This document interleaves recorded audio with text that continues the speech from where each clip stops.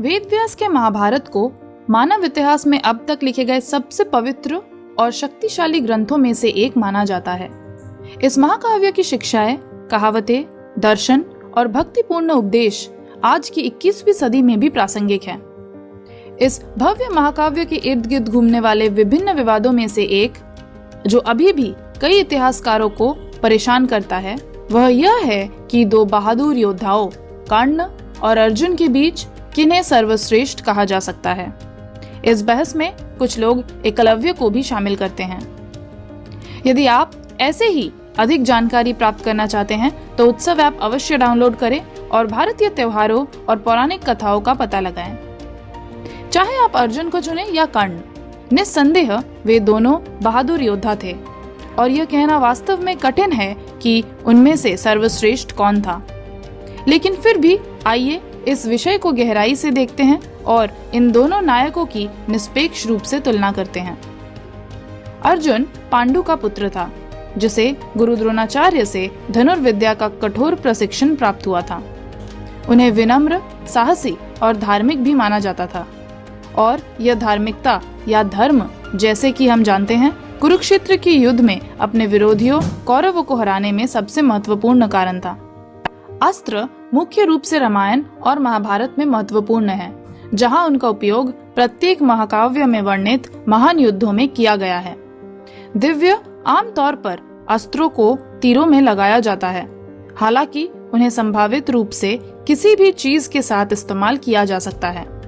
अर्जुन केवल अपने मन की शक्ति से सभी आकाशीय हथियारों को शूट करने में सक्षम थे। कर्ण और अर्जुन दोनों ने कई दिव्य हथियार अर्जित किए जो सामूहिक विनाश में सक्षम थे। अग्निदेव ने उन्हें गांधीव धनुष से पुरस्कृत किया था। उसके बाद से अर्जुन को स्वयं गांधीवधारी के रूप में जाना जाता है। अर्जुन के पास ब्रह्मास्त्र, पशुपतास्त्र, वरुणास्त्र, वज्रास्त्र जैसे और भी कई हथियार थे। जब हम आकाशीय हथियारों के बारे में बात करते हैं तो हम यह नहीं कह सकते कि कर्ण के पास अर्जुन से कोई कमी थी, जैसे अर्जुन को गांधीव का आशीर्वाद मिला था। दूसरी ओर सूर्यपुत्र कर्ण को उनके जन्म से ही उनके अविनाशी ढाल, कवच और कुंडल दिया गया था, जिससे आश्वासन दिया गया था कि तब तक उन्हें मारा नहीं जा सकता जब तक उनसे उनकी ढाल छीन न ली गई हो। अर्जुन के विपरीत उन्होंने इसे अपनी भक्ति से नहीं बल्कि एक उपहार के रूप में अर्जित किया था। परशुराम ने वास्तव में कर्ण को तीरंदाजी सिखाया, लेकिन उन्होंने सीधे चेहरे से झूठ बोला कि वह एक ब्राह्मण थे। हालांकि बाद में हम देख सकते हैं कि कुरुक्षेत्र के दौरान कर्ण और अर्जुन के बीच आमना सामना हुआ और कर्ण अपनी कुछ विद्या भूल गए थे। हालांकि दोनों के बीच कुरुक्षेत्र की लड़ाई को देखकर हम यह नहीं कह सकते कि अर्जुन उनके बीच बेहतर योद्धा थे। जैसे युद्ध के दौरान कर्ण के रथ का पहिया जमीन में फंस गया था। कर्ण अपने रथ से बाहर निकलकर उसे हटाने की कोशिश कर रहे थे। अर्जुन, जिसके अपने पुत्र को कौरवों ने एक दिन पहले मार दिया था, जब कर्ण अपने रथ के पहिए को हटाने की कोशिश कर रहे थे, तब अर्जुन कर्ण पर घातक हमला शुरू करता है और कर्ण मारे जाते हैं। हालांकि यह काफी हद तक अर्जुन के खिलाफ दिया गया तर्क रहा है, लेकिन महाकाव्य में एक विशेष युद्ध की पहचान की जा सकती है जिसने अर्जुन को श्रेष्ठ धनुर्वार के रूप में स्थापित किया। यह घटना पांडवों के वनवास के अंत की ओर होती है, जब दुर्योधन अपने दल को उसी जंगल में लाकर अपनी संपत्ति और शक्ति दिखाने का फैसला करते हैं, जहां पांडव एक झोपड़ी में रह रहे थे। दल में शामिल लोगों में कर्ण भी शामिल थे। दुर्भाग्य से उसी समय उसी जंगल में गंधर्वों का एक समूह आराम कर रहा था।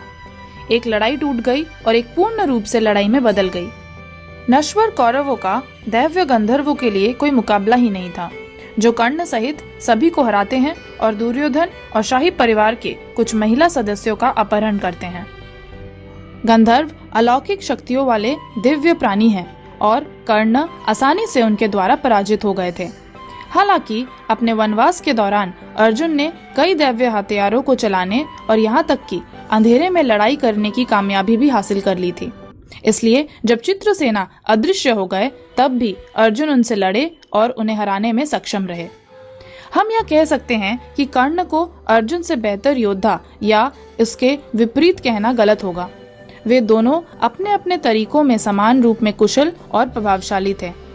आपके विचार में सबसे बड़े योद्धा कौन हैं? अर्जुन, कर्ण या फिर कोई और? कमेंट बॉक्स में अवश्य लिखें। हमारे चैनल को सब्सक्राइब करें। वीडियो पसंद आए तो लाइक और शेयर करें। आज के लिए इतना ही, फिर मिलते हैं अगले किसी वीडियो में।